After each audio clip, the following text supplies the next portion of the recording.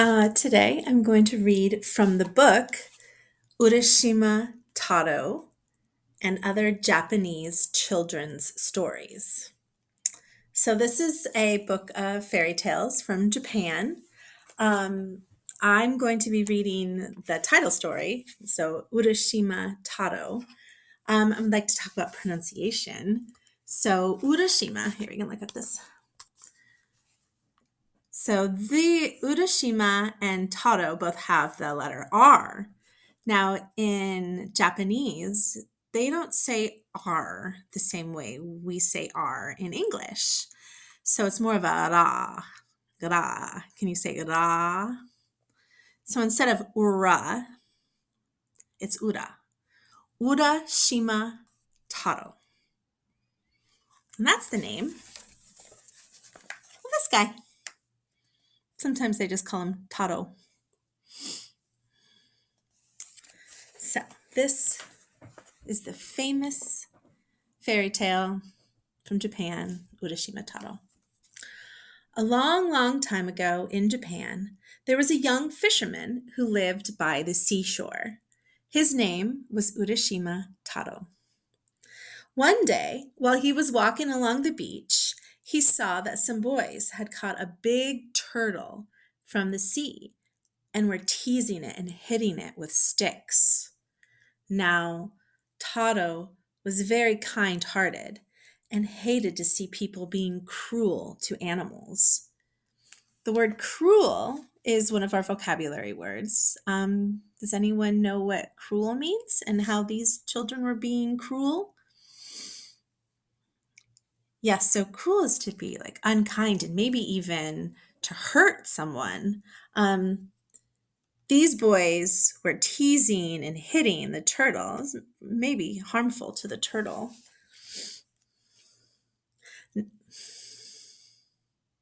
So he said, "Boys, please let the turtle go. It's a nice animal and you shouldn't be mean to it. Put it back in the sea." Then the boys were ashamed of themselves. What does ashamed mean? Yes, it means to feel bad about something. Urashima made them think about how what they were doing was cruel. They put the turtle back in the water and watched it swim happily away. Several days later, Taro was again walking along the beach when he heard a voice saying, "Taro! Taro!" He looked around but couldn't see anyone. "Who's calling me?" he called out. "Here I am," said a voice from the sea. It was a turtle. Can turtles talk? In this story, they can. It was a turtle who came crawling up on the sand. "I'm the turtle you saved the other day. When I returned to the palace under the sea, I told the sea princess what you had done. This made her very happy, and she asked me to bring you to see her." Taro said, "I've always wanted to visit the bottom of the sea." So he climbed on the turtle's back and was carried off very far and very fast to the great palace on the floor of the deepest sea.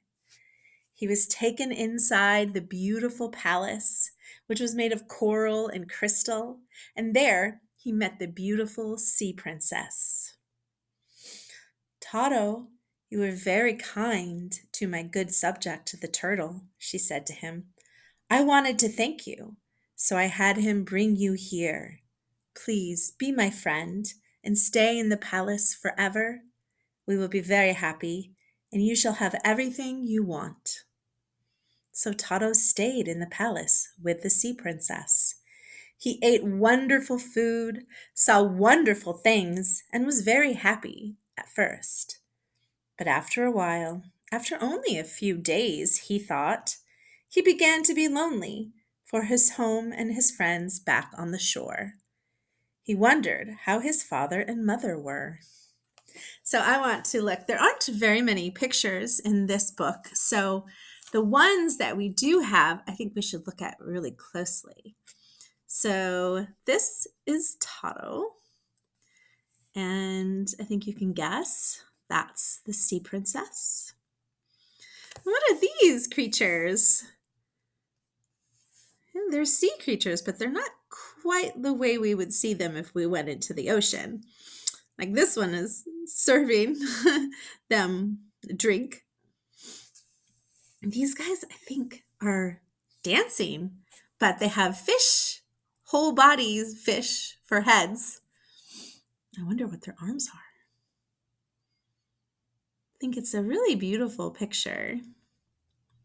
And it's interesting that a lot of the creatures are just like sea animals, but the princess, the sea princess, just looks like a beautiful woman.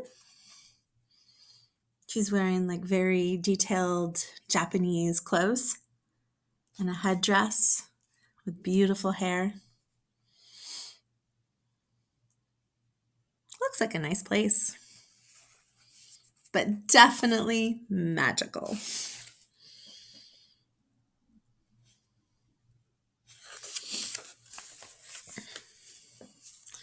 Finally, one day, he said to the princess, "I've been very happy here, but I want to go back to the land and see my home and my friends. Please send me back." "All right, Taro," the princess said. "If you are determined to go, then I'll send you back." Determined is another of our vocabulary words. What does it mean in this sentence, if you are determined to go? Yes, it means like he decided it. He really wants to go. He is sure about it. "But I'll be sorry to see you go. We've been so happy together. In memory of your stay here, I'll give you this beautiful box.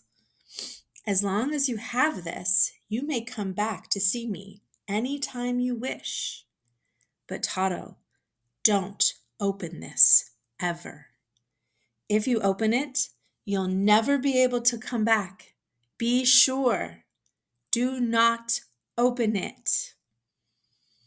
So Taro took the box and thanked the princess for the wonderful time, climbed on the back of the turtle, and went back to his home. When he got to the beach, the village had changed. He could no longer find his house. He asked some people on the beach, "Where is Urashima Taro's house? And where are his parents?" He's on the big turtle. He has his fishing pole back. It's interesting. And there are people on the beach.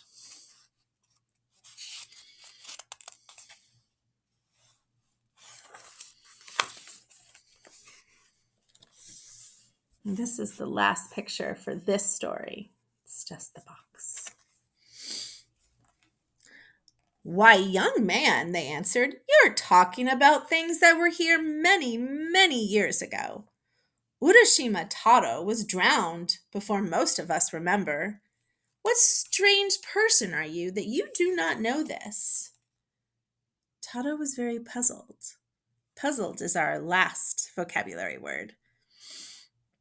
What does puzzled means? Are you doing a puzzle? It's related to doing a puzzle. In this situation, Taro was feeling puzzled, as in he didn't understand, and he was confused. Taro was very puzzled. How could this be? He was the same, or so he thought, and only the people and the place were different. Could it be that the secret of the strange thing was in the box that the sea princess had given him? He thought about this for some time, and then at last he decided to open the box, even though the sea princess had warned him not to do so. Do you think he should open the box? He's feeling puzzled, remember? And he was determined to go home, so maybe he thinks there's some magic that will take him home in the box. But the princess warned him very strongly not to open the box.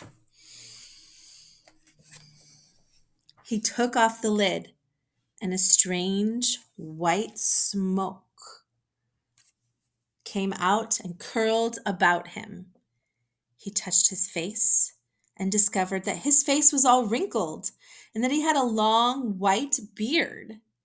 Without realizing it, he had spent many, many years at the bottom of the sea, not just a few days. The magic box had kept him always young, but now the smoke from the box had turned him into the old, old man that he really was. All his friends were gone, and now that he had opened the box, he could never return to the palace of the sea princess. He stood weeping on the shore. It was a sad ending. Sometimes fairy tales have morals or something you learn from them. What do you think you learned from this story? I'm not sure, but I'd like to talk about it.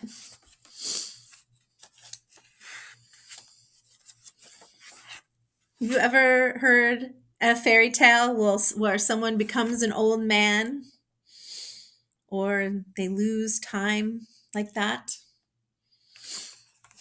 There are a few stories like that.